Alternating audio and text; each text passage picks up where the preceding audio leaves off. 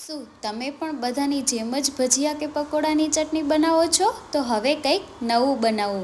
ભજીયા હોય કે પકોડા, પણ ખાવાની મજા તો ત્યારે જ આવે જ્યારે ચટણી સ્વાદિષ્ટ હોય.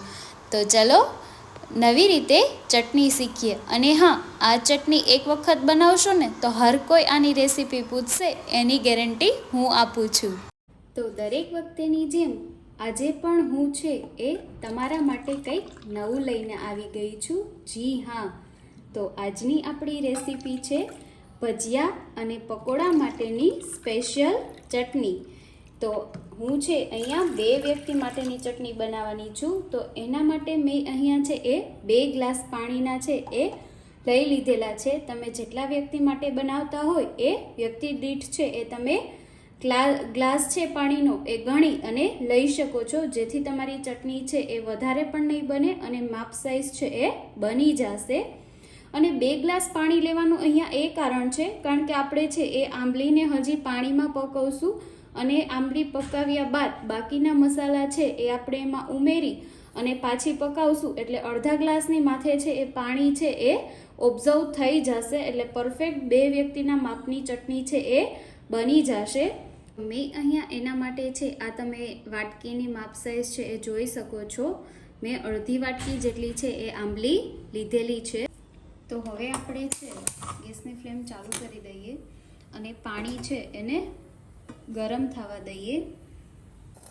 તો આપણું પાણી જે છે એ ગરમ થઈ ગયેલું છે અને હવે આપણે છે એ આંબલી એમાં ઉમેરી દઈએ.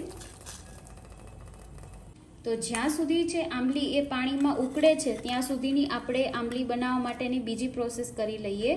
તો આપણે જે બટેકા પૌવા બનાવીએ છીએ એના જ મેં પૌવા લીધેલા છે. તો એ પૌવા છે હું તમને માપ કરી અને બતાવી દઉં.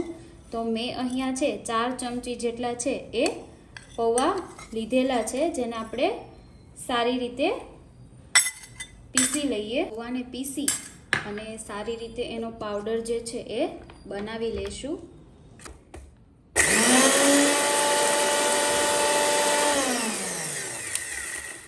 પાવડર જે છે એ સરસ મજાનો બની અને તૈયાર થઈ ગયેલો છે. હવે આપણે આ ચટણી બનાવવા પાવડરનો ઉપયોગ છે એ જરૂરિયાત મુજબ કરીશું. આ રીતે મેં 5 થી 6 ઉખાણા છે એ આવવા દીધેલા છે. તો આંબલી છે એ સરસ ઉકળી ગઈ છે. હવે ગેસની ફ્લેમ જે છે એ બંધ કરી દઈએ. તો આંબલી ઉકાળેલું પાણી જે છે એ એકદમ ઠંડુ થઈ ગયેલું છે. આંબલીને છે એ સારી રીતે ચીમોરી અને તમે જોઈ શકો છો આ રીતે કરી અને જે એમાં વધારાનો કચરો જે છે એ બધો આપણે અલગ લઈ લઈએ.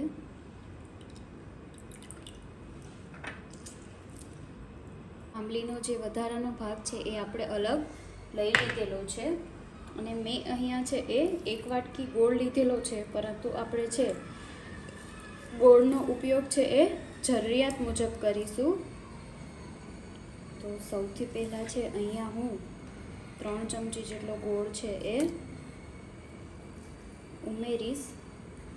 ત્યારબાદ આપણે એને સારી રીતે મિક્સ કરી અને જોઈ લઈએ એનો સ્વાદ.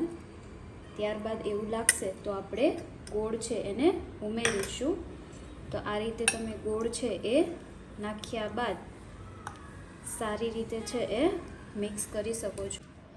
તો આપણે જે ગોળ આમાં ઉમેર્યો હતો એ પરફેક્ટ માપનો જ હતો. વધારાનો જે વધેલો ગોળ છે એ એમનો એમ જ છે.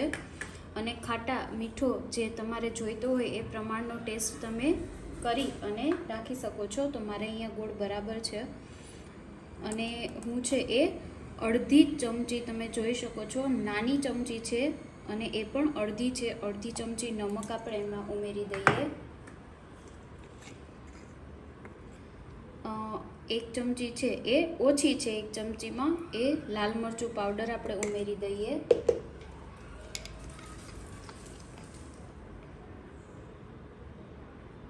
અને 1 ચમચી છે એ ધાણા જીરું, 1 ચમચી છે એ ગરમ મસાલો. આ ચારેય વસ્તુ છે એ એમાં આપણે ઉમેરી દીધેલી છે. હવે જે આપણે પૌવાનો લોટ બનાવેલો હતો એ છે એ આમાં ઉમેરી દઈએ. તો હું છે અત્યારે આ રીતે 2 ચમચી છે એ લોટ ઉમેરું છું. ત્યારબાદ આપણે ગરમ કરશું ત્યારે એની થિકનેસ કેટલી છે એ જોઈ અને જરૂરિયાત મુજબ છે એ લોટને આપણે ઉમેરી દઈશું. તો હવે આ જે વસ્તુ આપણે આમાં ઉમેરેલી છે એ બધાને સારી રીતે મિક્સ કરી લઈએ. તો હવે ઉમેરેલી વસ્તુ જે છે એ સારી રીતે મિક્સ થઈ ગઈ છે. તો હવે આપણે એને ગેસ ઉપર ગરમ થવા માટે મૂકી દઈએ. ગેસની ફ્લેમ છે એ મીડિયમ રાખવાની છે.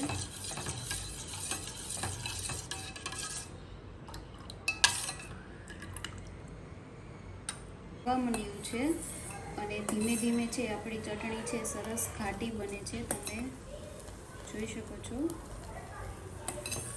અને એક વખત જો કોઈ આ ચટણી ખાશે તો એને ખબર પણ નહીં પડે કે તમે આ ચટણી બનાવી કઈ રીતે, અને આટલી સરસ જાડી અને થીક બનાવવા માટે તમે આમાં શું ઉમેરેલું છે એ કોઈ પણ વ્યક્તિ છે જાણી નહીં શકે.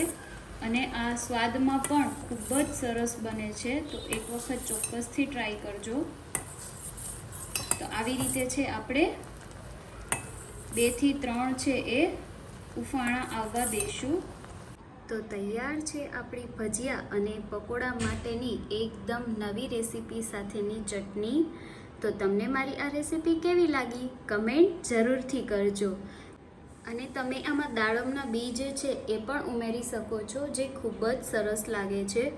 તો તમે જો મારા વિડીયો પર નવા હોય તો લાઈક, શેર અને સબસ્ક્રાઈબ કરજો. અને હા, બેલ આઇકન દબાવવાનું ભૂલતા નહીં, જેથી મારા આવનારા દરેક વિડીયોની નોટિફિકેશન તમને મળતી રહે. ધન્યવાદ. Thank you for watching.